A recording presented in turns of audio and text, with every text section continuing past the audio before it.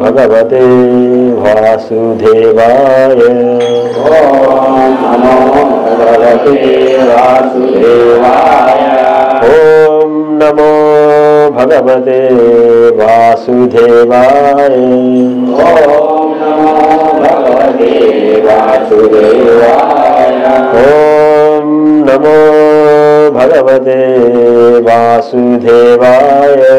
ओम नमो भगवते वासुदेवाय। नारायणं नमस्कृत्यं नारायणं नमस्कृत्यं नरं चैव नरोत्तमं देवीं सरस्वतीं व्यासं ततो जयामुदीरये। नष्टप्रायेषु अभद्रेषु नित्यं भागवत सेवया। भागवती उत्तमा श्लोके भक्तिर्भवति नैष्टिकी। कृष्णाय वासुदेवाय देवकी नंदनाय च नंदगोपाकुमाराय गोविंदाय नमो नमः। हरे कृष्णा कृष्ण कृष्ण हरे हरे, हरे राम राम राम हरे हरे। భగవద్గీత యథాతథము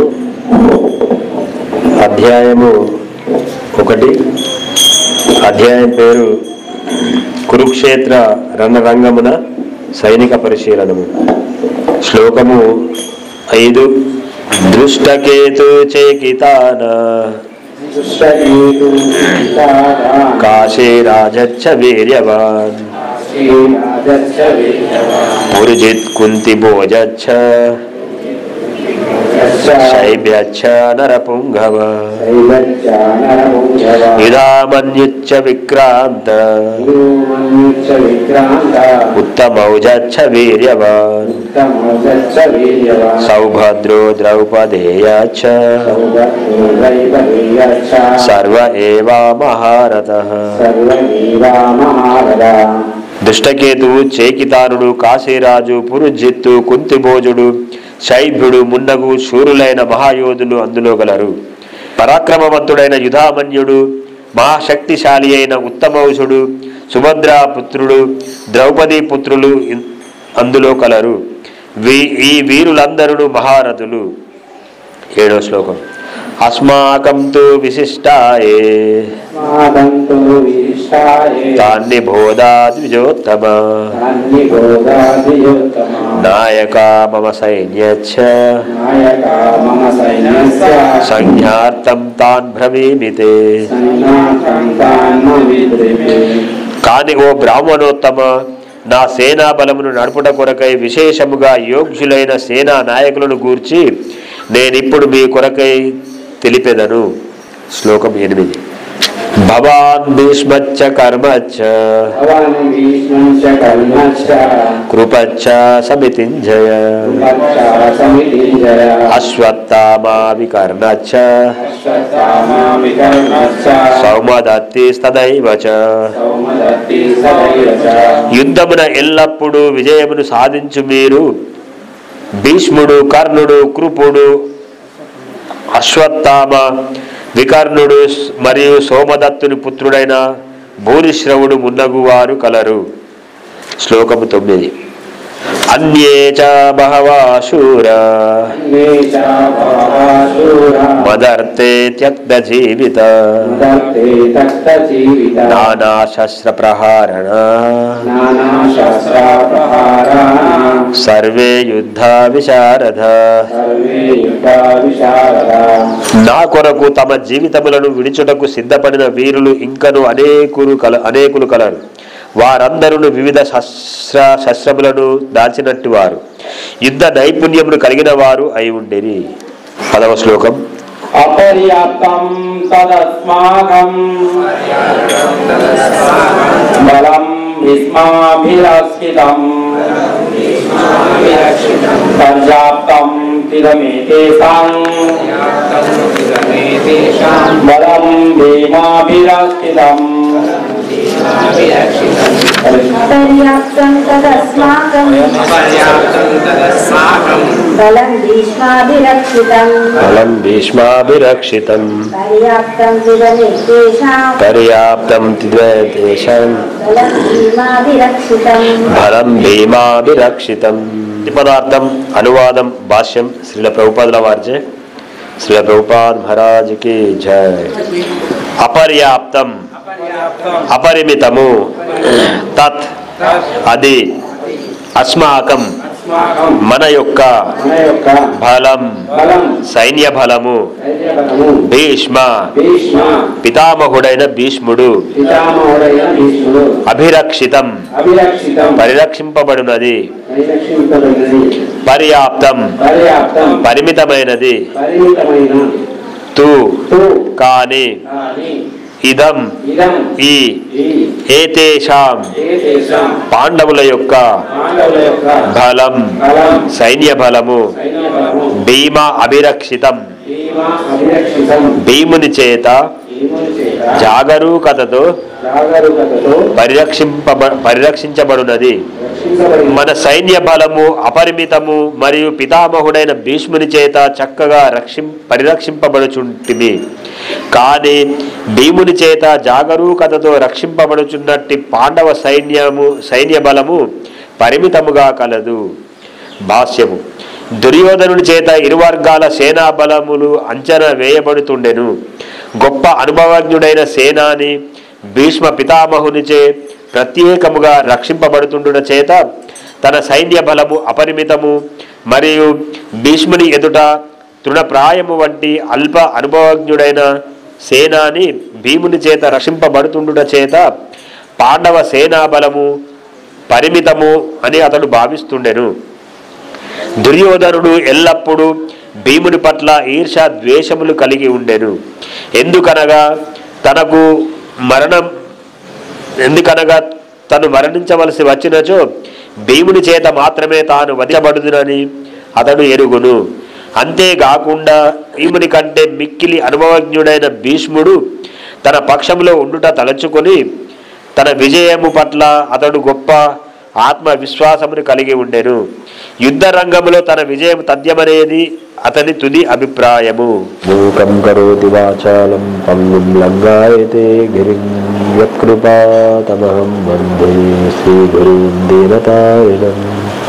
మనము భగవద్గీత యథాతథము నుండి ప్రథమ అధ్యాయము కురుక్షేత్ర రణరంగమున సైనిక పరిశీలనం అనే మొదటి అధ్యాయం నుండి 10వ శ్లోకము చర్చించుకుంటున్నాం. దుర్యోధనుడు ఇరు సైన్యంలో ఉన్నటువంటి యోధుల గురించి ఇక్కడ చర్చించడము జరిగిందన్నమాట. యుద్ధానికంటే ముందే కొన్ని అంచనాలు మరియు అభిప్రాయాల్ని కలిగి ఉన్నాడు. దేనిపైన? విజయము లేదా అపజయము, ఈ రెండింటిపైన కొన్ని నిర్దిష్టమైనటువంటి అభిప్రాయాల్ని కలిగి ఉన్నాడు అన్నమాట. దాని ద్వారా సందేహాల్ని మరియు సంశయాల్ని వ్యక్తం చేస్తున్నాడు అన్నమాట.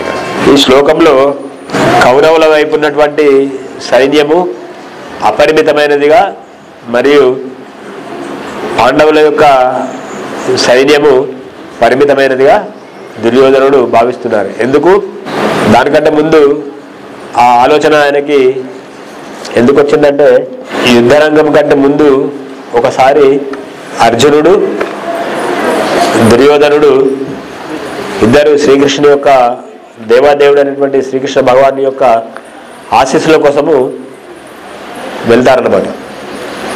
వెళ్ళినప్పుడు శ్రీకృష్ణ భగవానుడు వీళ్ళ రాకను చూసి నిద్రలోకి జారుకున్నట్టుగా ఉంటారన్నమాట. దుర్యోధనుడు ముందుగా వెళ్తాడు, కానీ ఆయన ఎక్కడుంటాడు? క్షత్రియుణ్ణి, నేను రాజును, రారాజును, నేను ఒక యాదవుని కాళ్ళ వైపుకు కూర్చోవాలా అనే అహంకారంతో ఎక్కడుంటాడు? శిరస్సు వైపుకు ఉంటాడు అనమాట, తల వైపుకు. తర్వాత వచ్చేసినటువంటి అర్జునుడు ఆయన ఇంకా భగవంతుడి యొక్క పాదాల దగ్గర కూర్చుంటాడు.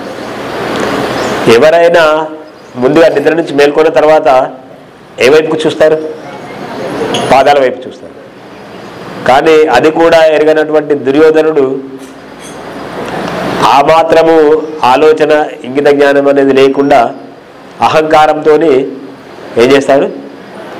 భగవంతుని పాదాలని ఆశ్రయించకుండా శిరస్సు వైపు నిలబడతాడు, కూర్చుంటాడు.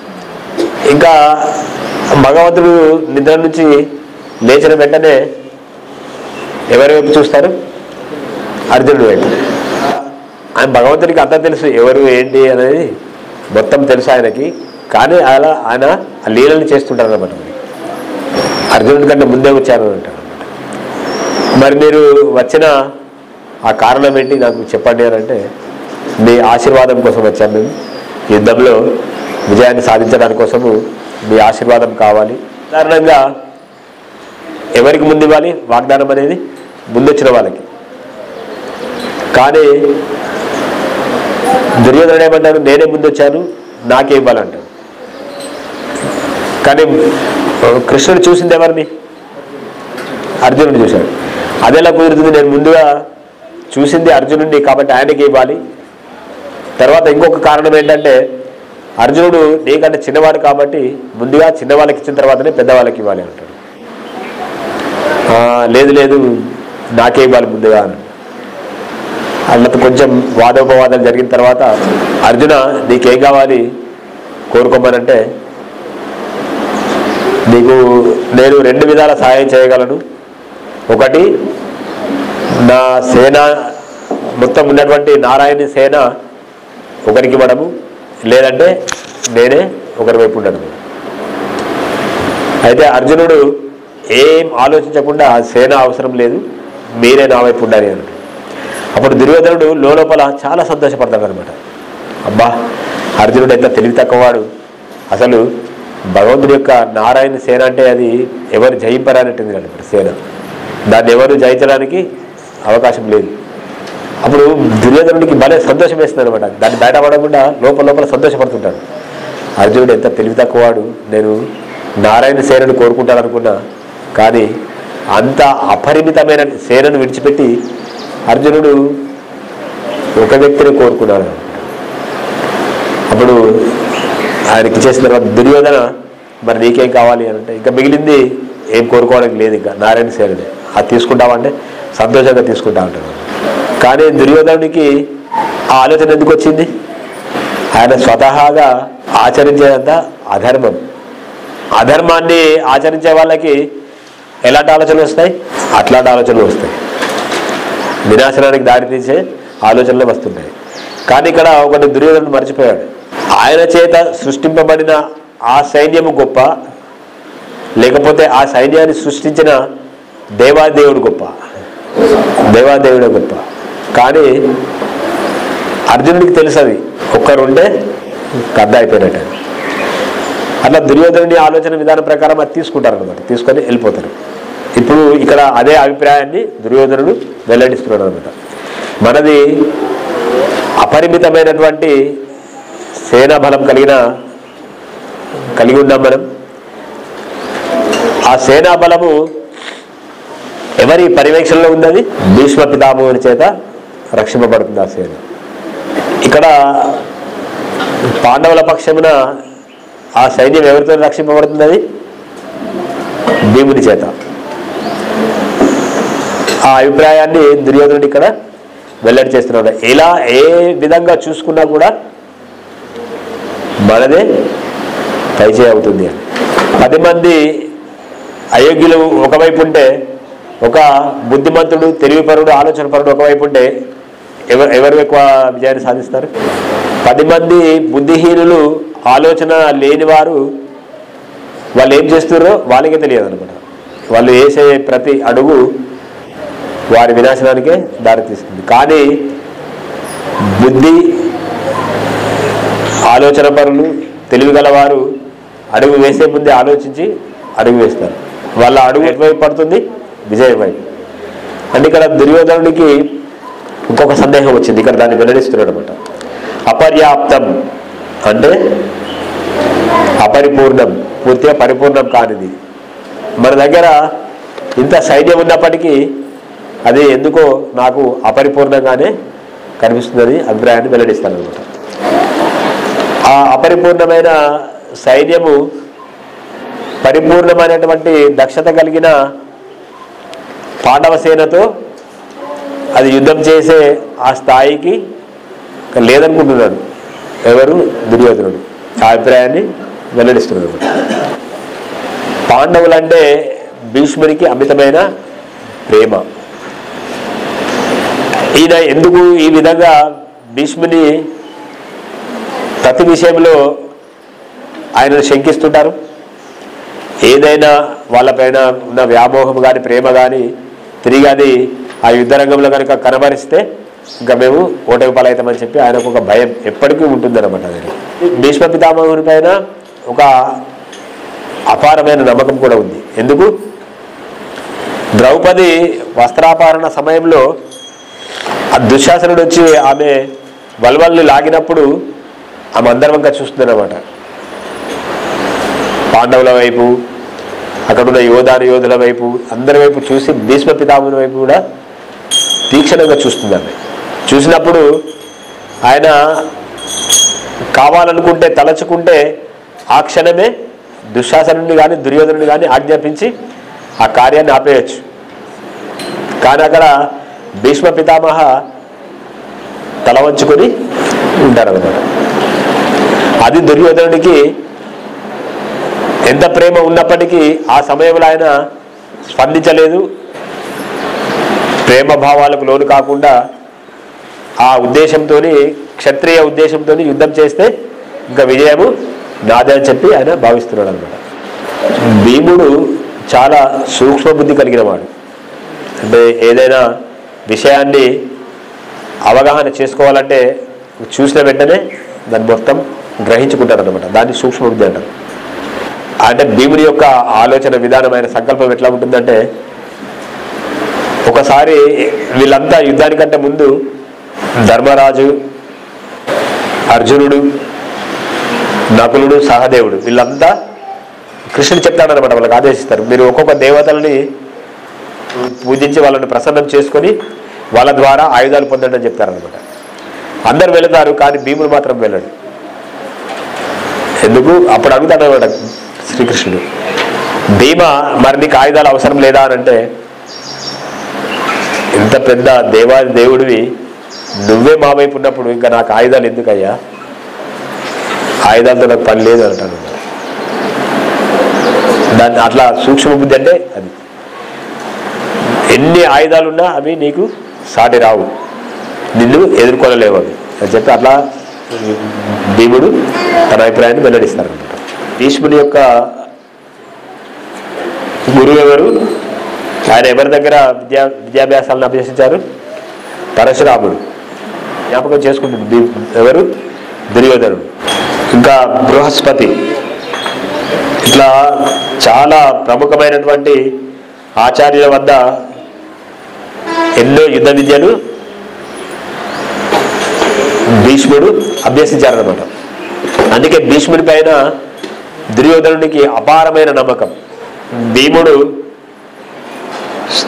సూక్ష్మబుద్ధి స్థూల బుద్ధి కలిగిన వాడైనప్పటికీ భీష్మ పితామహుని ముందు ఒక చిన్న బాలుడే. దాన్ని దృష్టిలో పెట్టుకుని కూడా భీముడు సమయం వచ్చినప్పుడు భీష్మ పితామహుని పైన అస్త్రాల్ని సంధించకపోవచ్చని కూడా ఒక ఆలోచన వచ్చిందన్నమాట. ఎందుకంటే చిన్నప్పుడు ఎవరి సంరక్షణలో పెరిగారు వీళ్ళంతా? పాండవులు భీష్మదేవుని సంరక్షణలో పెరిగారు. అందుకే ఆ అనురాగంతోనైనా భీముడికి అవకాశం వచ్చినప్పుడు ఇంకా భీష్మదేవుల్ని భీష్మాచార్యుల్ని సంహరించకపోవచ్చు అనే ఆలోచన కూడా దుర్యోధనుడికి వచ్చిందనమాట. అయితే యుద్ధం చేస్తే ఏం జరగాలి? ఎవరో ఒకరు ఓడిపోవాలి, ఎవరో ఒకరు గెలవాలి. కానీ యుద్ధంలో ఇద్దరు గెలుస్తారా? సాధ్యం కాదు. ఇద్దరు ఓడిపోతారా? సాధ్యం కాదు.